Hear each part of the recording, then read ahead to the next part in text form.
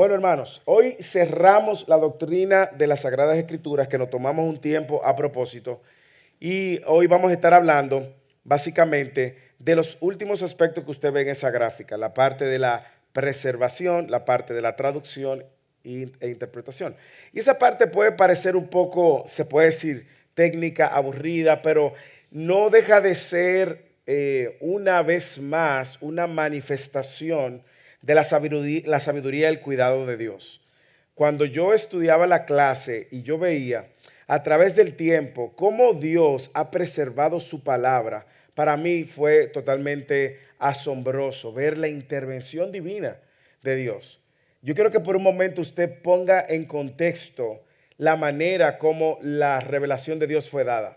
En una época donde no había, primero, tecnología, no habían imprenta, no habían redes sociales, no existía manera alguna de poder reproducir los escritos que Dios había dado de manera masiva, sino de una manera, si se puede decir, muy limitada, pero aún en la limitación, usted ve la gloriosa y poderosa mano de Dios a través del tiempo preservando su verdad. Y ese es el recorrido básicamente que vamos a hacer. Pero déjeme tomarlo de regreso al Salmo 19, donde nosotros hablábamos de los atributos de la palabra de Dios y cómo decíamos que la ley de Dios es perfecta, la ley de Jehová es perfecta y cómo ésta tiene un impacto en el corazón, convierte el alma. El testimonio de Jehová es fiel, hace saber sencillo. En los mandamientos de Jehová son rectos, alegran el corazón. El precepto de Jehová es puro, alumbra los ojos. El temor de Jehová es limpio, permanece para siempre. Los juicios de Jehová son verdad, todos son justos. Deseables son más que el oro y más que mucho oro afinado y dulce más que la miel y que la que destila del panal. Tu siervo además son amonestados por ellos. Yo no sé si usted solamente al detenerse en ese salmo puede observar tanta riqueza. Por ejemplo, si yo sé que necesito sabiduría, ¿ok? La palabra de Dios está diciendo que ella me va a proveer sabiduría. De hecho, eso es lo que nos ha enseñado Salomón en Eclesiastés y lo que vamos a ver hoy al final de la serie de Eclesiastés también. Si yo necesito que mi corazón sea alegrado, animado, la palabra de Dios está diciendo que ella es capaz de hacerlo. Pero nosotros tratamos de buscar la alegría, el gozo y en otras fuentes. Si yo sé que estoy andando o hay áreas de mi vida en oscuridad, la palabra de Dios está diciendo que ella alumbra el alma, ella alumbra. Es una lámpara que alumbra mi caminar. Ahora, a mí me encanta que el salmista cierra diciendo, deseables son más que el oro. Y mire el gran contraste, porque sabía algo que un rey deseaba y anhelaba tener, era oro. En la medida que tenía oro, era más rico. En la medida que era más rico, tenía más poder, porque podía tener más ejércitos, podía contratar más hombres a la milicia, podía construir más castillos y fortalezas. Sin embargo, el salmista está diciendo, la palabra para mí es más valiosa. Y yo creo que cuando nosotros vemos a eso y contrastamos nuestra realidad, es muy probable que si somos sinceros vamos a encontrar que a nosotros nos interesa más tener riquezas que la riqueza de la palabra de Dios. ¿Sí o no? Si somos sinceros, ¿cómo usted lo sabe, pastor? Sencillo. Mire cuánto tiempo pasamos en hacer riquezas en nuestras vidas y en buscar la seguridad en lo material, que no tiene nada de malo, pero hacemos de eso el eje de nuestras vidas. Si nosotros invirtiéramos, qué sé yo, un 10%, un 20% genuinamente en buscar las riquezas eternas, hermanos, nuestras vidas fueran transformadas continuamente. Lo dice, convierte el alma. Porque ella misma, como lo hemos visto, tiene un impacto transformador. Y eso, ese salmo, si usted recuerda y estuvo en clases anteriores, nos llevaba entonces a los atributos de las escrituras y del mismo salmo sacamos algunos atributos, la perfección, la fidelidad, la rectitud, la pureza, limpieza, veracidad, justicia. Ahora, todo eso lo vimos en clases anteriores y hoy quiero que terminemos justamente en lo que se llama la inscrituración. Suena complejo, pero es la manera en la cual los escritos fueron plasmados en algún material, o sea que no es nada complejo. La preservación y la recuperación. Y como dije, eso nos va a ayudar a cumplir esos tres elementos que vemos en la gráfica. Ahora, un resumen para aquellos que no pudieron venir en las últimas clases. La revelación, nosotros hemos venido viendo este esquema. Había una verdad de Dios revelada, una verdad que solamente estaba en la mente de Dios, según 1 Corintios capítulo 2, versículo 16, y luego fue revelada al hombre, 1 Corintios 2, 10, 12. Luego fue inspirada por el Espíritu, 1 Corintios 2, 10 y 2 de Pedro 1, 19 al 21. Luego entonces fue recopilada, fue establecida como el canon, 1 Corintios 2, 5, y luego vamos a ver cómo fue preservada, cómo fue traducida y todo lo demás. Entonces, la revelación, Dios, ¿qué hizo? Dio a conocer las cosas que estaban en la mente de Él por medio de su Espíritu. Es lógico, es coherente, incluso es lógico. ¿Cómo nosotros podemos conocer la mente de Dios? Conociendo lo que Dios inspiró. ¿Usted quiere conocer a Dios? Tiene que conocer lo que Él reveló. Punto. ¿Usted quiere conocer a Dios más? Tiene que conocer más lo que Dios reveló. Si eso no nos atrae, hermanos, si eso no mueve nuestros afectos, ¿qué va a mover nuestros afectos? Si nosotros estamos convencidos de que Dios existe, si estamos convencidos de que Dios es real, si estamos convencidos de que Dios es el creador del cielo, la tierra, el universo y todo lo que existe, si estamos convencidos de eso, no debe de existir algo más interesante en nuestras vidas que conocer a Dios. Porque ese Dios que creó el cielo, el universo y todo lo que existe, no nos dejó en el vacío, no nos dejó en la ignorancia, sino que manifestó su voluntad, manifestó su carácter, se reveló a sí mismo de manera que nosotros podamos conocerle. Y esa es esa revelación. Por eso decimos, escucha hermano y hermana, que no hay más revelación. Y cada vez que usted escucha a alguien que dice que Dios le reveló o que tuvo una nueva revelación, hermano, apaga el radio, apaga el televisor, sale corriendo o corte ahí. ¿De acuerdo? Luego vino esa inspiración por parte de su Espíritu. Dios guió, supervisó, Dios usó a hombres a través de la historia en un periodo de 1600, 1500 años. Cerca de más de 40 autores en 3 continentes diferentes, 3 idiomas diferentes, hebreo, arameo y griego. Y en ese intervalo de tiempo, Dios inspira a hombres, desde reyes hasta pescadores, pastores de ovejas, hombres sencillos que Dios pues usó para entregar la revelación oral o escrita.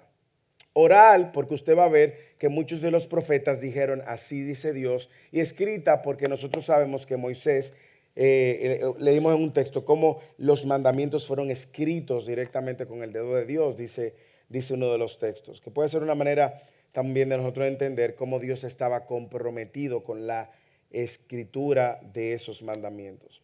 Manera inerrante y por lo tanto autoritativa. Luego vimos la canonización, cómo Dios en su soberanía, en su providencia, nos guió y guió, ¿verdad?, a su pueblo para que a través del tiempo el pueblo identificara, afirmara, copilara esos escritos y lo pusiera en una sola fuente que hoy llamamos la Escritura. Ya a partir de ahora llega el paso de la transmisión, la preservación y la recuperación de esos escritos que son autoritativos y que son inspirados y como vamos a ver al final también inerrantes, infalibles, es decir, no fallan. Lo que tiene que ver con materia de fe, vida cristiana, esa es la principal fuente de autoridad. Entonces, como la Escritura está completa y ha atravesado ya siglos a través del tiempo y el espacio, la pregunta que surge, ¿cuánto ha sufrido el proceso? ¿Cómo ha lucido ese proceso de nosotros llegar aquí o llegar aquí? ¿Ok? A tenerlo ya de manera digital o a tenerlo aquí. ¿Cómo ha lucido eso? ¿Cómo ha sido incluso atacada cómo incluso se generaron estudios que posteriormente se llamaba la crítica textual, que se encarga básicamente de estudiar minuciosamente la transmisión de los textos bíblicos, viendo si ha habido diferencias, si ha existido diferencia entre textos más antiguos y copias más recientes. Y todo eso no ha sido un trabajo fácil, hermanos. Y ahí la verdad de Dios ha permanecido. Hubo una época donde la Biblia estaba en el ojo del huracán, si se puede decir, siendo atacada por ateos, gnósticos, historiadores, todo el mundo. No ha existido un libro, jamás ha existido un libro como la Biblia que ha recibido tantos ataques con el fin de restarle veracidad e importancia. Y eso nos lleva a lo que llamamos la palabra compleja, la inscriturización o escritura del texto donde fue escrito para nosotros llegar a donde estamos. Nosotros tenemos y llamamos la palabra, la Biblia, como la Biblia, pero en tiempos antiguos esa palabra Biblia, escucha qué interesante, se usaba para designar la planta de papiro. Era otro nombre que se le daba a una planta fibrosa, se la voy a enseñar ahí, ¿verdad? Que le llamaban bublos, esa planta fibrosa, y que se derivaba del griego biblón, la voy a traer ahora, para referirse a un libro y grandes cantidades de papiro. Recuerden que no solamente la Biblia se trataba de escribir, sino que habían otros documentos que existían de emperadores haciendo memoria de sus gobiernos, leyes o regulaciones. Y como había, el papiro era algo que se usaba y se transportaba incluso de un puerto a otro. Había un puerto particular en Siria que le llamaban bublos también. Y es posible que los griegos hayan tomado, se dice, esa palabra del nombre para referirse a la Biblia. Entonces, cuando le digo, de hecho, hay varias referencias en el Antiguo Testamento que habla de esa planta, Éxodo capítulo 2, versículo 3, Job 8, 11. Y esa planta de papiro fibrosa se daba de manera particular en el Nilo, en Siria. Entonces usted tiene aquí, vaya otra vez, tratemos de hacer un retroceso histórico y tratar de situarnos en esa época. Yo sé que es difícil porque para algunos de nosotros vivir sin internet, sin un celular, es una misión imposible. Pero imagínese en ese momento. Imagínese ahora que Dios ha estado revelándose y en su revelación y en su interés de revelarse, entonces Dios está ahí usando estos medios para plasmar su revelación. No fue hasta el tercer siglo antes de Cristo que ya la escritura, estamos hablando 300 años antes de Cristo, que la escritura era comúnmente, se escribía en papiros. Pero antes, tiempos atrás, no fue así. Eso pasó por un proceso que empezó desde piedras a materiales un poquito más rígidos. Pero ya cuando nosotros vemos los papiros, empiezan a aparecer con mucha fuerza 3 siglos antes, después de Cristo. Entonces, las hojas de papiro y a menudo rollos eran llamados chartes o charta, de donde viene la palabra carta. Segunda de Juan, versículo 12, porque no tiene más capítulos. Y eran documentos ya un poco más largos que demandaban que las hojas de papiro fueran más puestas unas con otras, empalmadas, juntas, en forma de rollos. Y este rollo comúnmente se llamó biblón. O sea que mire cómo, recuerde que estamos hablando de la preservación, mire cómo nosotros llegamos aquí.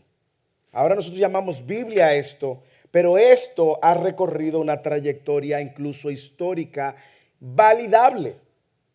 ¿Ok? Este rollo comúnmente llamado biblón. Vamos a Apocalipsis capítulo 6, como para que ustedes vean, la palabra que aparece ahí es libro, pero en el original, en el idioma original es biblón. Capítulo 6, versículo 14. No, eso no está en el libro. Yo lo voy a proveer al final lo que pasa es, como dije anterior, al principio de la clase, como la doctrina de la Biblia es tan esencial, yo no me iba a limitar solo al libro, sino que iba a enriquecer con otros recursos. ¿Por qué no lo hemos provisto? Porque yo modifico semanas tras semanas. Entonces, como ahora terminamos, ya eso se va a subir en un documento PDF, así que manténgase sintonizado para que quiera su.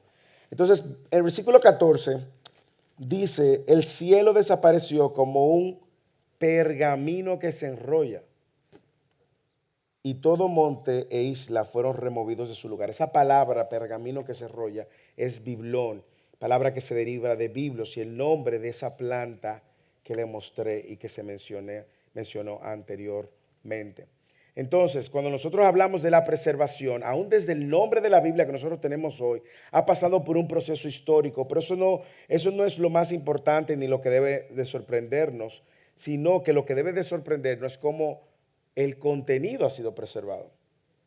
Ok, ese contenido iba de papiros, rollos, luego se llevó y se desarrolló lo que se llamaba códice, que originalmente se le designaba al tronco de un árbol, eso de códice, y consecuentemente se dividía con bloques de madera en tablas y hojas, y dichas tablas eran unidas para formar un libro. O sea que la evolución misma del libro, el códice ya era entonces un libro más parecido a un libro de papel. Superó al rollo, ¿por qué? Y a los papiros, porque se preservaba más. Los papiros eran si le caía agua, ya usted sabe. Si llovía, a través del tiempo era más difícil. Y una vez más, esto puede parecer historia del material, y ese no es el punto. Lo que tenemos es que ver la mano de Dios detrás, preservando lo que nosotros tenemos y que debemos de valorar. También los códices eran más fácil también de leer, más fácil de localizar, moverse de un sitio a otro.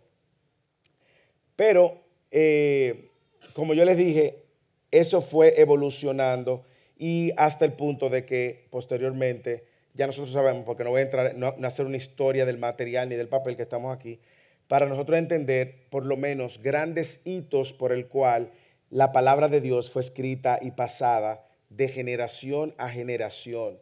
Intervenían grandes escribas o cópticos que con mucho rigor velaban porque fuera fielmente pasada y con mucha exigencia en su cuidado.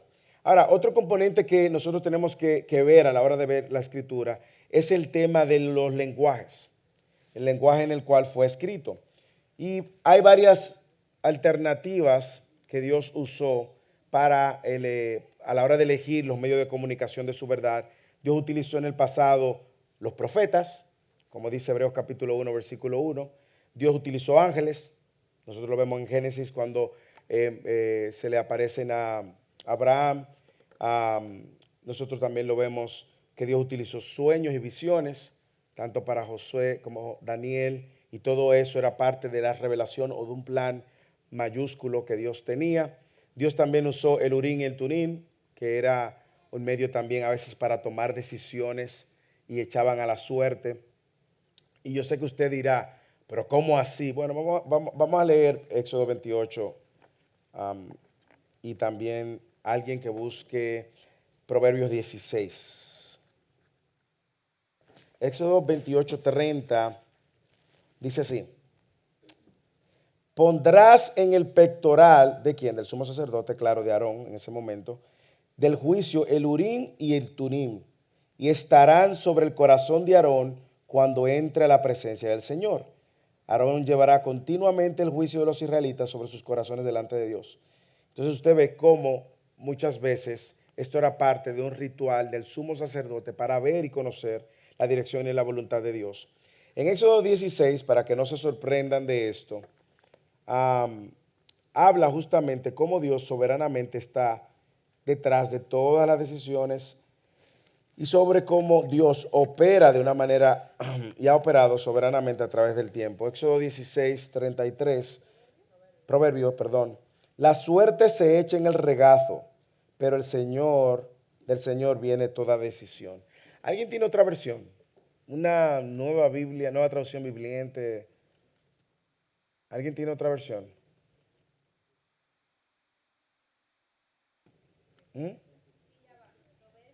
16, 33.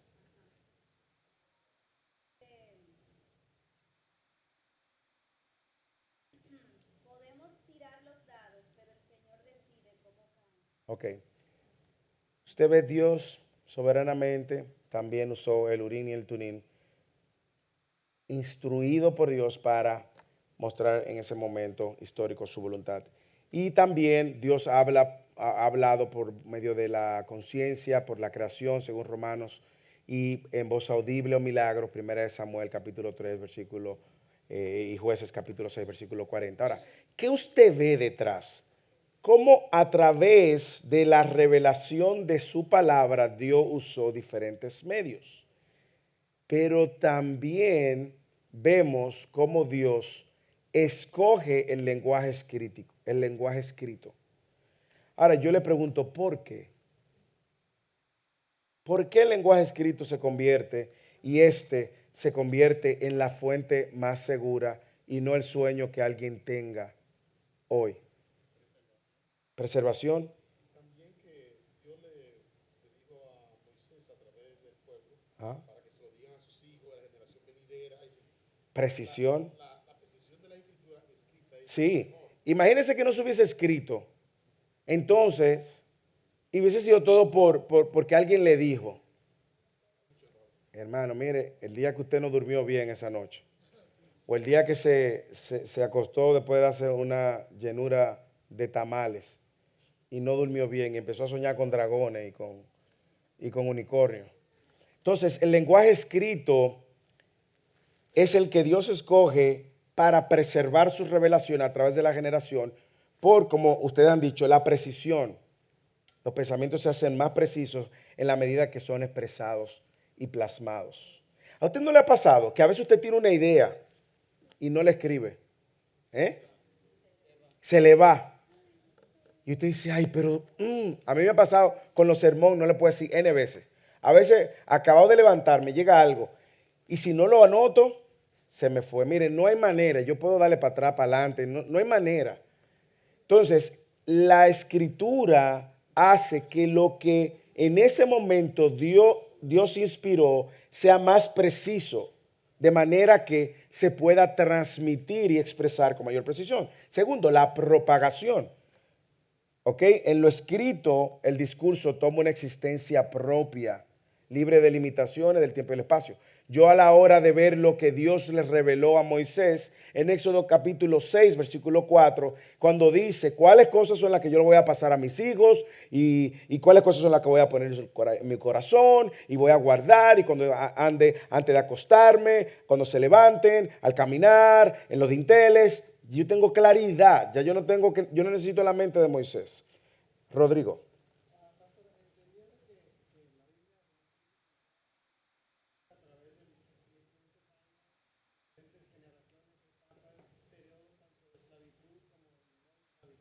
Ujú.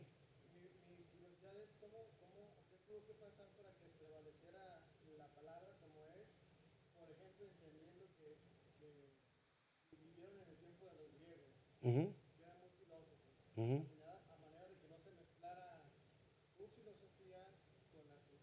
Muy buena pregunta.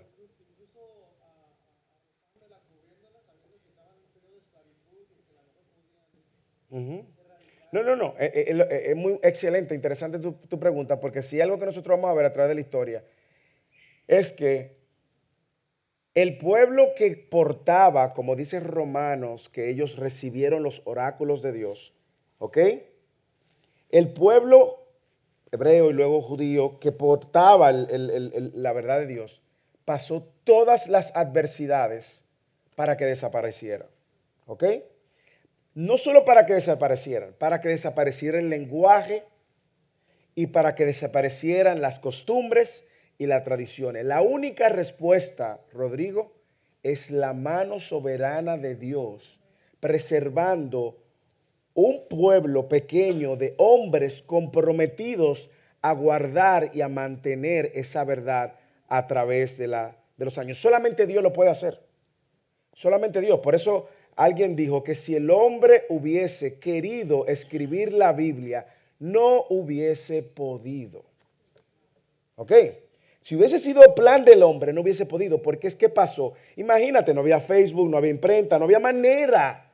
Lo único que había era Dios guardando hombres a través de las generaciones que se asumieron esa verdad, esa revelación y se comprometieron con pasar a la siguiente generación. Y eso tiene una gran aplicación para nosotros también. ¿Por qué?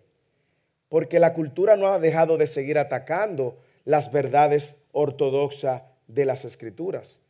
La cultura y las corrientes filosóficas han seguido atacando y los cañones siguen atacando.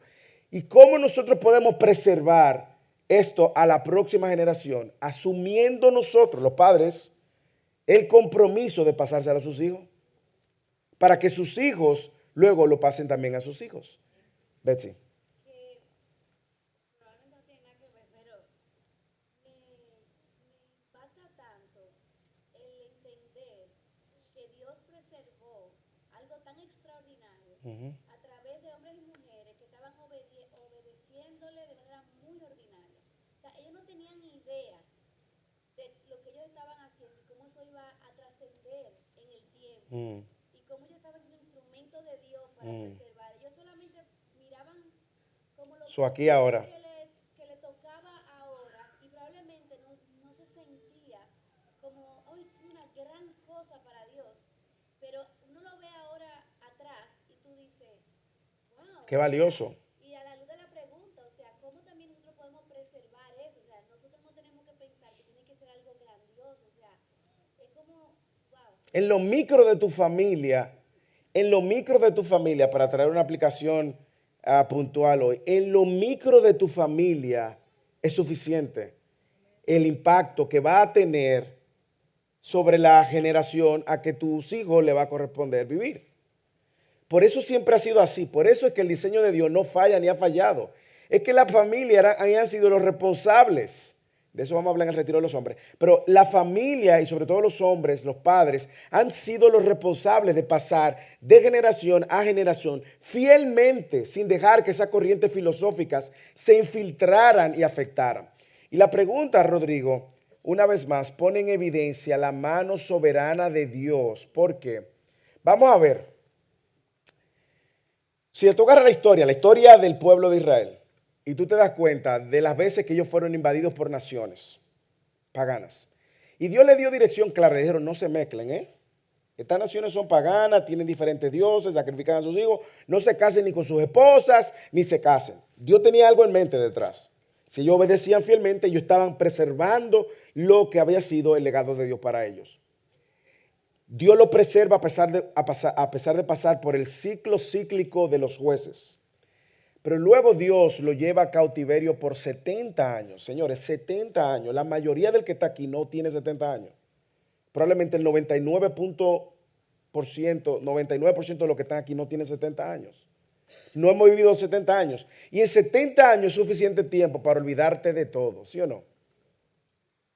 En un tiempo donde no había tecnología, donde no había papiro, donde no había, imprenta, donde no había información, no habían bodegas, no habían librerías. 70 años con tecnología tan básica y sin suficientemente los requerimientos para preservar esta información. Si esto no hubiese sido de Dios, en 70 años desaparece.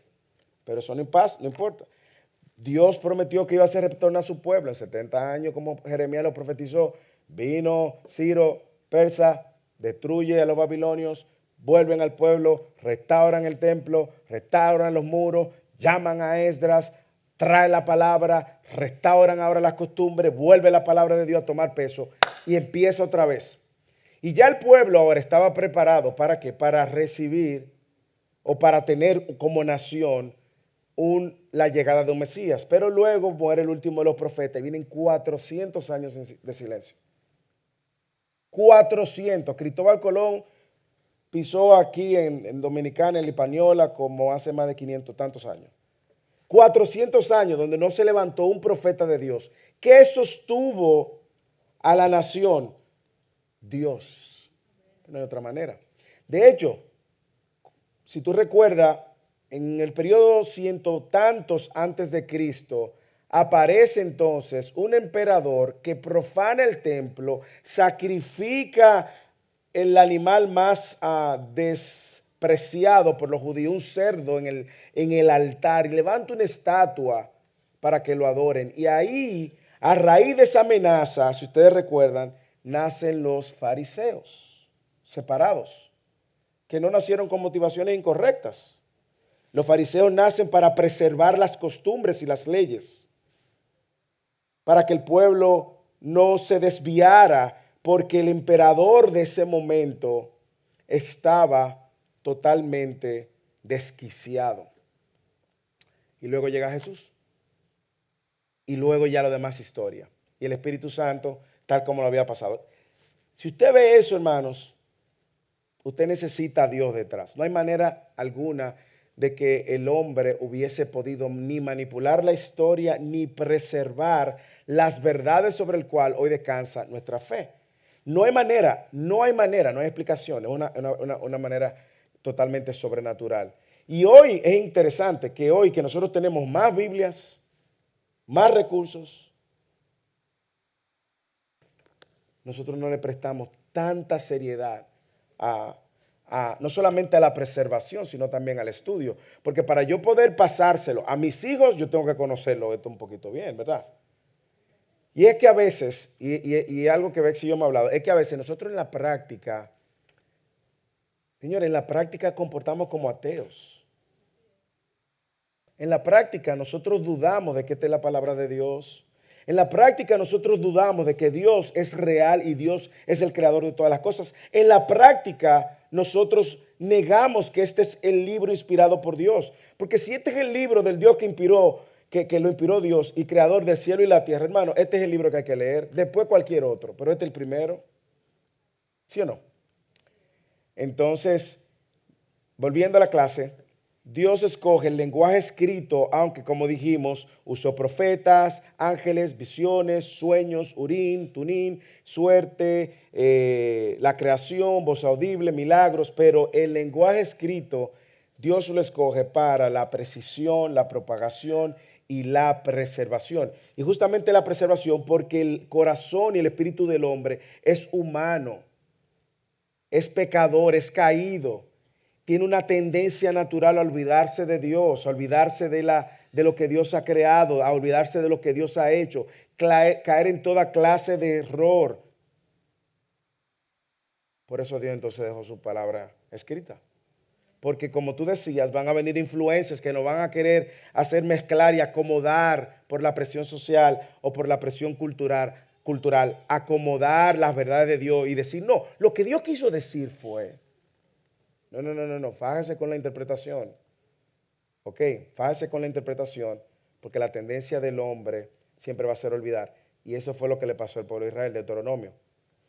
Una vez más, acuérdense de su creador, cómo lo sacó de la tierra de Egipto. Cuando muere Moisés, que va a entrar Josué, acuérdense de cómo el Señor lo libró con brazos fuertes. Porque que la tendencia natural del hombre es olvidarte. Rodrigo, otra vez.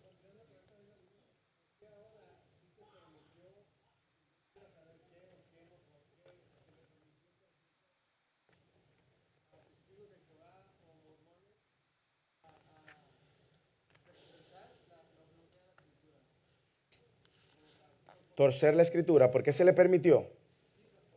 Bueno, recuérdate que ambos movimientos nacen ya en el 1800. Ok, y lo vimos en la clase de los miércoles.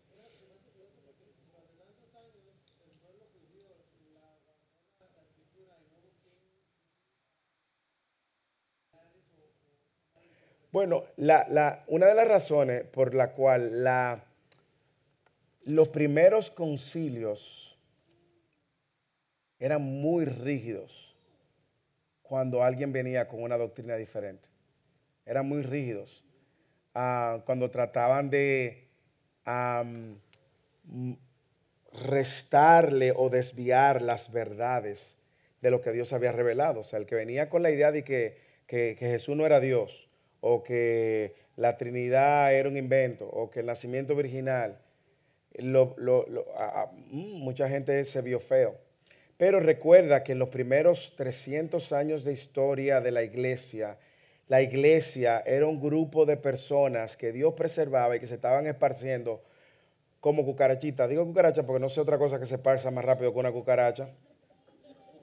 Los ratones, quizá, ¿verdad? Se estaban esparciendo porque estaban bajo la persecución.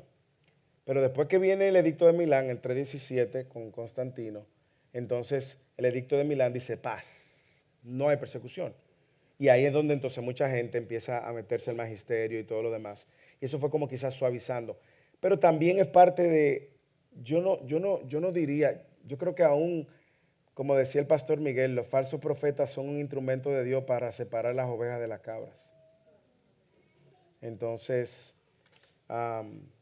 Dios sigue en control de todo, reina. Que también como que no nos debería sorprender en el sentido que, por ejemplo, en Pedro, él decía, refiriéndose a la carta de Pablo, que eran difíciles de entender, que los inestables y los ignorantes La torcían. las torcían para su propia perdición. Entonces, como que la Biblia está tan llena De de aún la advertencias. carta de Colosenses, por ejemplo, de advertencias que nos dicen, van a venir muchos que van a tomar la verdad pura, como dice el Salmo 19, y la van a manchar para su propio beneficio, su sí. propia perdición. Sí. Entonces, por eso es que habla tanto de los falsos profetas, pero uno nada más piensa en las runas y qué sé yo quién, y uno no ve todas esas sectas que también Que están existieron. ahí, Sí, no, y es buen punto el que dice Bexi. Por eso, una vez más, por eso cuando tú estudias las escrituras, tú te das cuenta que siempre, desde el Antiguo Testamento, ha existido la advertencia de los falsos profetas.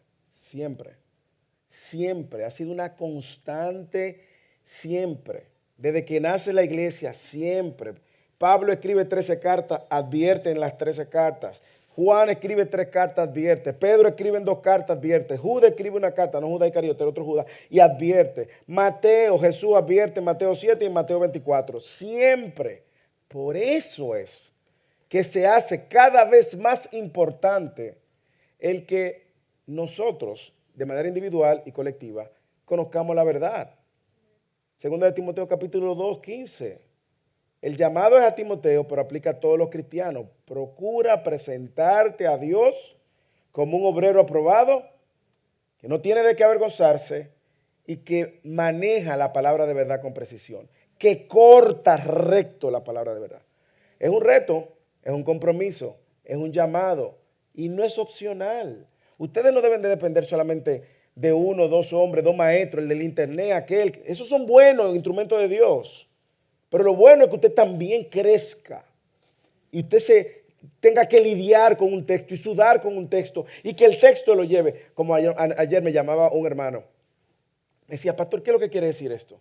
Y me mencionaba, no, porque fulano lo interpreta así, fulano lo interpreta así, fulano lo interpreta así. ¿Qué es lo que quiere decir yo? Abre su Biblia, vamos a ver. Y vamos juntos a ver. Porque tenemos que lidiar con el texto. Claro, esos hombres de Dios son hombres de Dios. Pero recuerde que son falibles. ¿Sí o no? Juan Carlos y luego Luli. Ajá.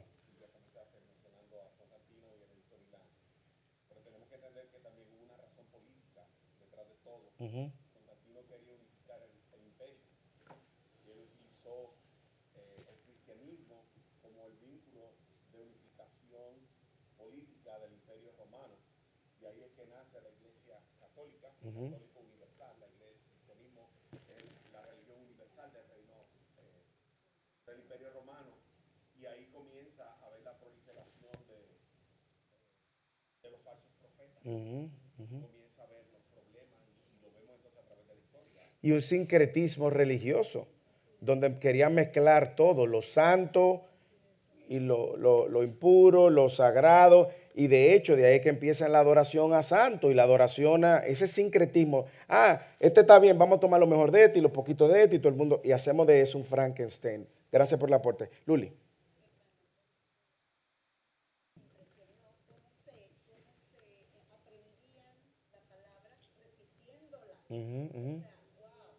¿Hasta qué momento dejan ellos de aprenderla de esa manera y llega? Porque, wow, qué difícil aprenderme ahora aprenderse toda la palabra, nada más estarlo repitiendo. Mis padres la repetían a los hijos de los hijos de los hijos y así se la pasaban. ¿Hasta qué momento ya dejó de pasar eso y podían Mira, déjame decirte dos cosas. Muy buena pregunta, pero en el core de la tradición judía todavía se la siguen aprendiendo. Eso es lo primero. ¿Ok? Pero recuerda que la imprenta aparece por ahí por el 1516, 17, y es justamente una de las coyunturas históricas que vemos a Dios también detrás, que permite que la reforma protestante inicie o tenga lugar en una época donde ahora sí había oportunidad de reproducir documentos.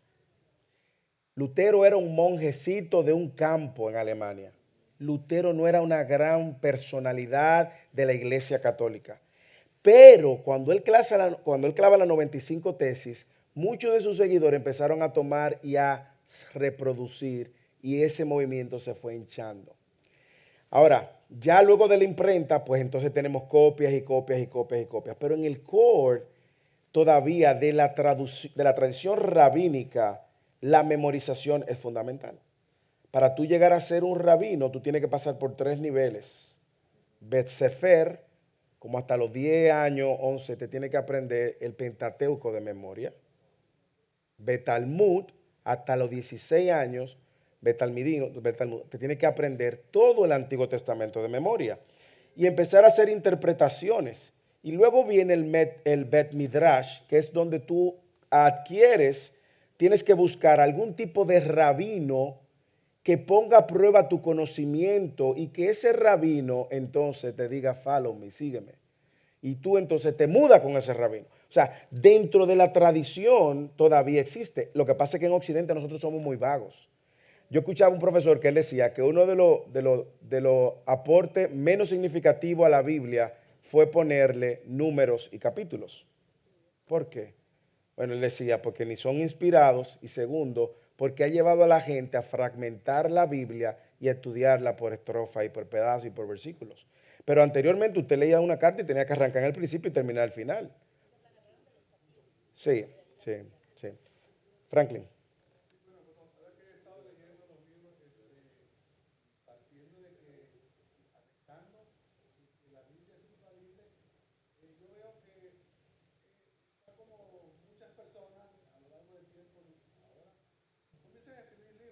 Mm, mm, mm.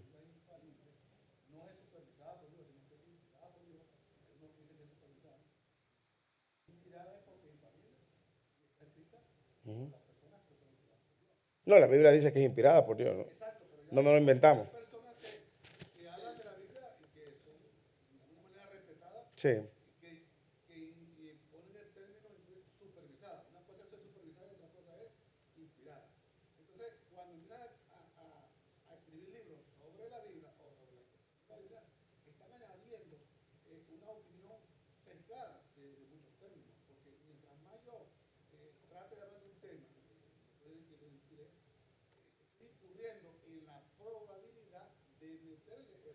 Claro, claramente. Por eso mismo nosotros vemos toda interpretación o todo, cualquier otro libro que hable, es un libro de hombre, yo tengo que verlo con el lente correcto. Por ejemplo, yo como predicador, mi última fuente son los comentarios.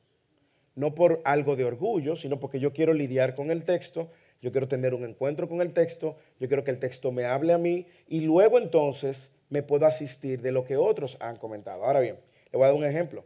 En Eclesiastés hay textos difíciles, como vimos. Hoy terminamos, vamos, hoy es el gran final y bien simple que viene el sermón. En 2 puntos, ni 3 puntos tengo, 2 puntos en el sermón. El gran final. Pero hay textos donde los mismos autores dicen, esto tiene varias interpretaciones por la complejidad poética y sapiensal, o sea, de sabiduría que tiene. Entonces, uno tiene que venir a la Escritura en independencia del Espíritu Santo y saber que la principal fuente es esta. Cualquier otro libro es bueno, pero no ha sido inspirado. ¿Ok? Cualquier otra referencia es buena porque Dios dio a la iglesia maestros y hay personas que Dios le ha dado una iluminación, ¿ok? Que es un entendimiento más agudo de un tema que a otros. Entonces uno lo respeta, lo estudia y lo ve coherentemente. Pero recuerde los de Berea, los judíos de Berea, que me enseñó el pastor Sugel, que no eran creyentes, sino que después fueron creyentes. Ellos agarraron al apóstol Pablo, que llegó allá, y estaban ahí, abrieron los rollos, Luli.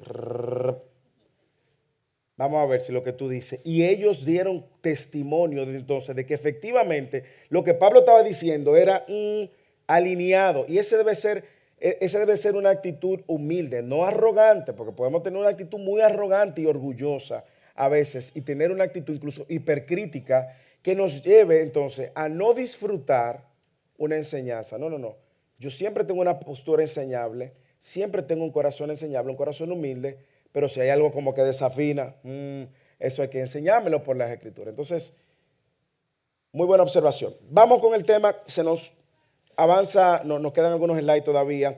El tema ya vimos que Dios usa el medio escrito y también usa lenguajes, tres lenguajes, el hebreo, el idioma original del pueblo de Israel, llamado la lengua de Canaán, la lengua de Judá también en Nehemías 13:24, era una de las muchas lenguas semíticas, es decir, derivadas de Sem, el hijo de Noé. Cada vez que usted escucha este término que se usa mucho ahora, antisemitas, bueno, eso es derivado del hijo de Noé y que sin duda alguna alude mayormente al pueblo judío.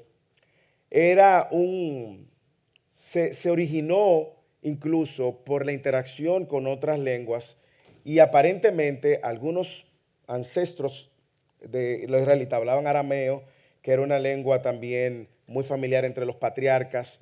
Cuando Abraham se establece en Canaán, por ejemplo, acogió la lengua de Canaán con elementos arameos y Jacob y su familia, cuando se mueven en Egipto también, usaron, donde vivieron ya el pueblo como 430 años, como sabemos, entonces empezaron también a incorporar algunas palabras del vocabulario de esa nación al hebreo. Es como lo que nos pasa a nosotros. En español nosotros decimos ok. ¿Sí o no? Esa palabra no es de español, pero ya es de español. Todo el mundo sabe lo que significa ok. Pero esa palabra no es igual que bye. Te usa palabras que han venido adoptando. Y lo que somos más olvidadizos, ahora no hablamos ni inglés ni español, y es una mezcla ahí de Spanglish que hablamos, y es mitad español y mitad. Estamos incorporando continuamente palabras de un vocabulario a otro para enriquecer un vocabulario a otro. Sin embargo, el hebreo, el alfabeto hebreo, aunque usted no lo crea, no tiene vocales. ¿Ok? Se lee de izquierda a derecha. Aleph, Bet, Gimel, Delta, Hi, Va, Sajim. Usted ve que la vocal está atada a cómo suena la consonante. ¿Ok? Si la consonante suena Aleph, el Aleph tiene la vocal y así sucesivamente. Entonces, nosotros vemos el Antiguo Testamento que fue escrito mayormente en hebreo y hay dos porciones considerables del Antiguo Testamento que están en arameo. Daniel capítulo 2 versículo 4 hasta el capítulo 7 están en arameo. También Esdras capítulo 4 versículo 8 al 6:18 están en arameo. Entonces, nosotros vemos también en Génesis 31:47 una primera referencia también del arameo. Y el nombre hebreo de Siria es Aram, que es probablemente de aquí, de donde viene el arameo por ser la lengua de Siria. Y era el lenguaje incluso oficial del imperio persa y que fue usado para la diplomacia incluso internacional del momento. Entonces, cuando nosotros vemos Dios usando lenguajes, es también un milagro de Dios. Porque hoy en día, hermanos, el hebreo pudiera haber sido una lengua muerta, ¿sí o no? Pero todavía se habla hebreo. No el mismo hebreo de la Biblia, porque ha sufrido sus derivaciones, pero se habla un hebreo moderno. Usted ve ese abecedario, usted va a Israel y usted va a encontrar los letreros con palabras combinadas con ese abecedario. Entonces, es un idioma hermosísimo, complejo de estudiar y algún día para los valientes daremos clase de hebreo básico para que, si se atreven, no sé, a lo mejor no venga nadie, pero por si se atreven. También el arameo, que más o menos esta, si usted ve, se parecen un poco. Mire arriba las de hebreo y abajo las del alfabeto judaico y el alfabeto hebreo, cómo se parecen bastante. Entonces, eso es en el Antiguo Testamento. Con relación al Nuevo Testamento, es el griego koiné también. Usted puede ir a Grecia y va a ver algunas palabras que se parecen, pero el griego de Grecia, que usa Grecia, no es el griego koiné, y es una lengua de origen indoeuropeo y era hablada en toda la tierra alrededor del Mediterráneo. El griego llegó a ser en un momento lo que es el inglés ahora. Ok, era la lengua más usada. Entonces mire ahora cómo Dios, en el tiempo exacto, el momento exacto, entonces usa el griego, que era la lengua universal del momento, para preservar su enseñanza, al punto de que el Antiguo Testamento se tradujo en griego. ¿Y cómo se le llama eso? No, ¿cómo se llama la traducción del hebreo al griego? Septuaginta. Óyeme, tantas veces que yo repetí esa palabra aquí. La Septuaginta. Cuando usted escucha Septuaginta, no se vuelva loco. Es la palabra, el Antiguo Testamento traducido al griego. Porque incluso se dice que Pablo estudió el Antiguo Testamento y usó también la Septuaginta. Era el lenguaje oficial. Era el lenguaje más usado. Como si dijéramos hoy el inglés. Que todos los libros de todas las universidades están traducidos al inglés, así.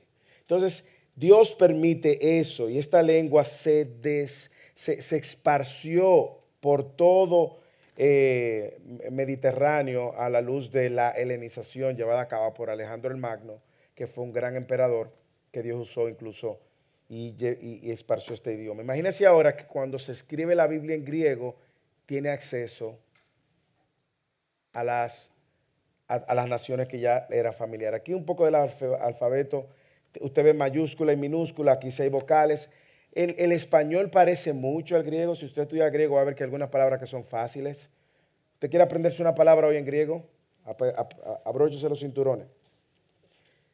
¿Qué significa? Se la voy a mencionar en griego. Yo estoy seguro que ustedes se la saben. No se rían, ustedes se la saben. En griego, ¿qué significa o qué significa en español? Evangelion. Ándale, ya saben una palabra de griego. Entonces, el griego es muy parecido. Bueno, otra, pero así parecida, no me viene otra. Ginosco, por ejemplo. Conocer. Conozco, conocer. Eclesía. Se parecen, ¿verdad? Entonces, como ya les dije, el Antiguo Testamento fue en hebreo mayormente y algunas porciones en arameo, y el Nuevo Testamento es totalmente, bueno, mayormente también, porque cuando Jesús dice Eli, Eli, lama sabactani, cuando Jesús dice talita cumi, eso no es griego, eso es básicamente ya arameo también. Entonces, ese proceso, como hemos visto, donde Dios usa lenguas humanas, materiales, escrituras, piedra, tablas de arcilla, tabla de madera, papiro, pieles de animales, cerámica, es un proceso soberano de Dios que nos preparó entonces para transmitir el consejo de Dios y la revelación de Dios. Y cuando hablamos de transmitir, es justamente que ha ido pasando de idiomas y traducciones a todos los idiomas. La Biblia es el libro que más se ha traducido en la historia de la humanidad. ¿Ok? No existe otro libro. Es el libro que más copias se han impresas. ¿Ok? Es el libro más vendido. Usted dirá, ¿pero por qué lo venden? Bueno, pero es el libro más vendido también, solamente para mantener los récords también. Entonces, hay 4 palabras que debemos de tener en cuenta a la hora de transmitir, es decir, de traducir de un idioma a otro idioma a otro idioma. Y es genuinidad, la vamos a ver en cada una, que sea genuina, que sea auténtica, que sea confiable, íntegra, y que sea creíble, que sea veraz. Esos 4 aspectos. La genuinidad se refiere a la veracidad del origen, del documento, ¿ok? De su autoría. Y para eso se investiga, se ha investigado arqueológicamente y se traza a través de la historia. La Biblia es un documento que ha sido transmitido genuinamente. También autenticidad se refiere a la veracidad de los hechos. A diferencia de los mormones que hablan de muchos datos que no puede validarse ni con la arqueología ni con la historia, la Biblia, usted dice, los muros de Jericó, vaya a Jericó, caben y usted va a ver que, no va a ver, han excavado y han encontrado. Cuando la Biblia habla incluso de ciertas monedas y se encuentran se habla de ciertos reyes, ha aparecido la arqueología. Entonces es auténtico, es veraz, es íntegro, es confiable. ¿Ok? Eso nos mueve al otro aspecto, es la evidencia histórica. Y algunas preguntas claves que se pueden hacer. ¿Posee la Biblia actual integridad? ¿Refleja los escritos originales de la manera adecuada y precisa? Sí, ha sido así. Y lo vamos a ver ya al final con el tema de los rollos del Mar Muerto. Como los rollos del Mar Muerto que aparecen en el 1948, unos rollos que aparecen ahí se comparan con los manuscritos que tenemos y la precisión con la cual cuando se comparan esos manuscritos es más de un 96%. Y te diría ese 4%, punticos de acentuación, una cosa, pero no ideas que cambiaron una idea de la escritura. Eso es solamente Dios, hermano. Hermano, solamente Dios. La credibilidad se refiere a que la Biblia puede ser creída porque se basa en una autenticidad del texto. Usted va a escuchar mucha gente que dice, no, pero la Biblia fue escrita por hombres. Hermano, mire, decía Spurgeon, la Biblia es como un león, suéltelo, que ella se defiende sola. La Biblia no necesita, la Biblia es el libro histórico, uno de los libros históricos más respetados por el número de copias que existen de sus manuscritos originales y también por la precisión arqueológica que contienen. Entonces, cuando usted ve otros libros que la gente cree en Platón y en Aristóteles, tienen menor número de copias y mayor gap, es decir, espacio entre el momento en que fue escrito y el momento en que apareció el manuscrito. Estamos hablando a veces hasta 500 años de gap. Los escritos de la Biblia están ahí de 30, 40, 50, del Nuevo Testamento sobre todo. Entonces, la Biblia es creíble. Hay un autor llamado Gary Habermas, que él escribe, o él básicamente ya da conferencias acerca de 5 hechos que demuestran que la resurrección es un hecho histórico. Y esa es su tesis de doctoral, que él la defiende delante de jueces que no son cristianos, desde agnósticos hasta ateos. Porque él da 5 hechos históricos que demuestran que la resurrección fue un hecho histórico. Y aunque usted pudiera decir, bueno, ¿por qué la Biblia lo dice? No, es que existen otros documentos históricos de otros historiadores que atestiguan de Jesús y de la manera como los discípulos adoraban a Jesús.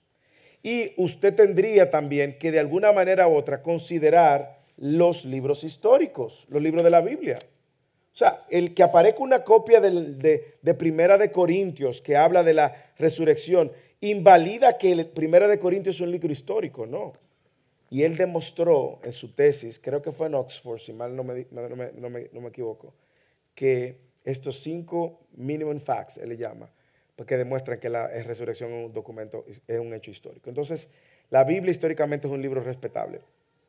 Ya para terminar, pudiéramos hablar de la antigüedad de estos libros y hablar de cómo fueron preparados, cómo el papel fue inventado en China en el segundo siglo, ya ahí respondiendo un poco a la pregunta de Luli. Podemos hablar también de los manuscritos, cómo estos manuscritos han ido pasando a través de la historia y de los abecedarios y la forma de escrituras.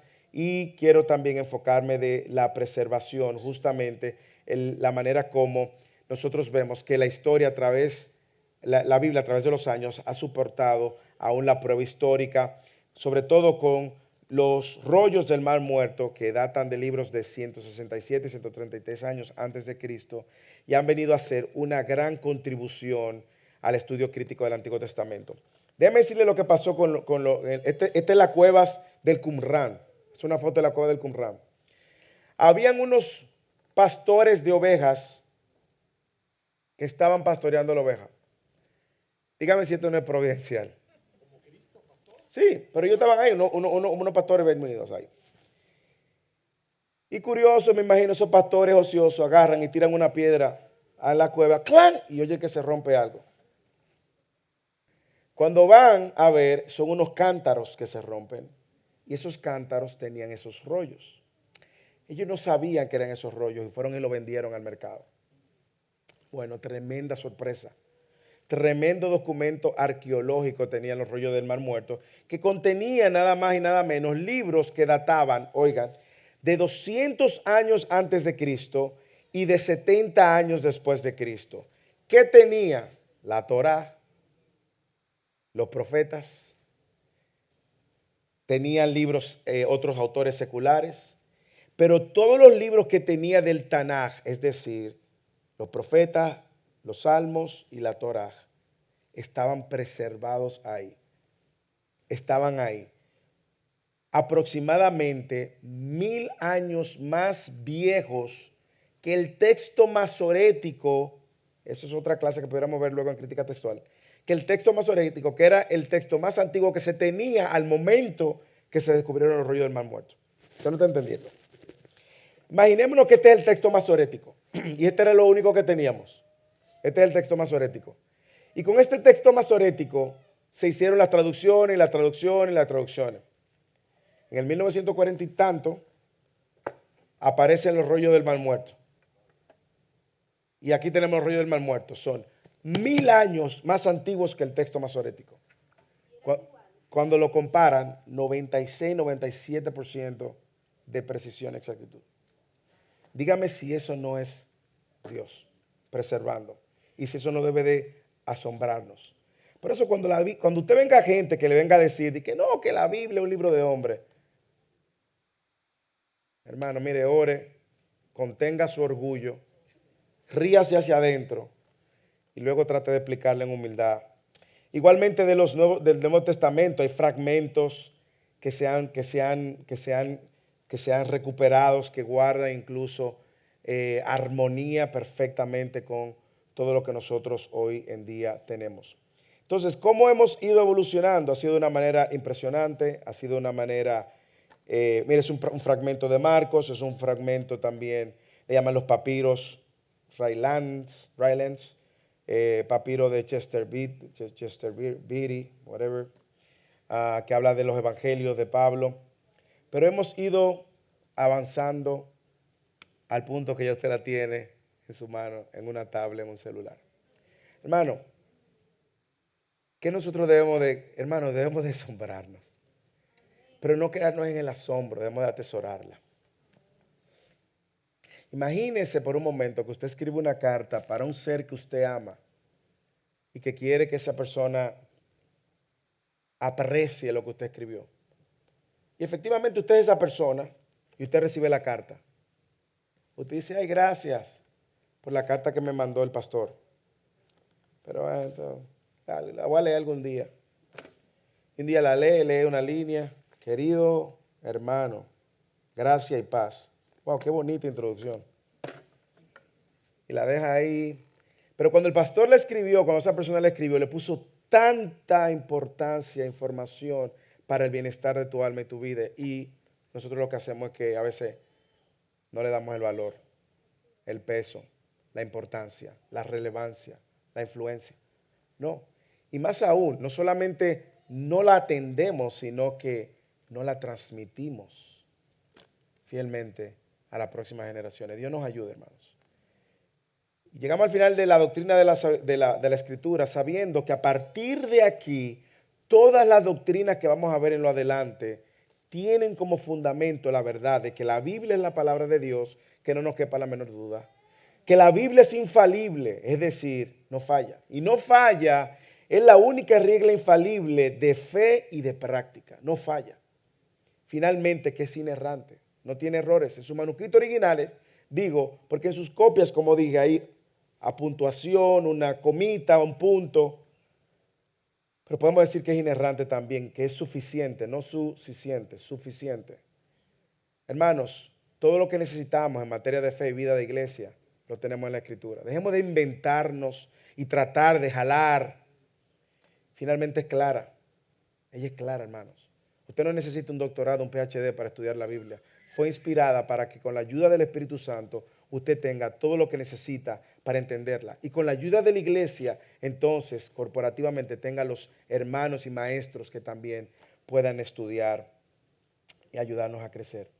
Hermanos, atesoremos la palabra de Dios, valoremos la palabra de Dios, estudiemos la palabra de Dios para que conozcamos a Dios, su voluntad, y vamos de acuerdo a su plan.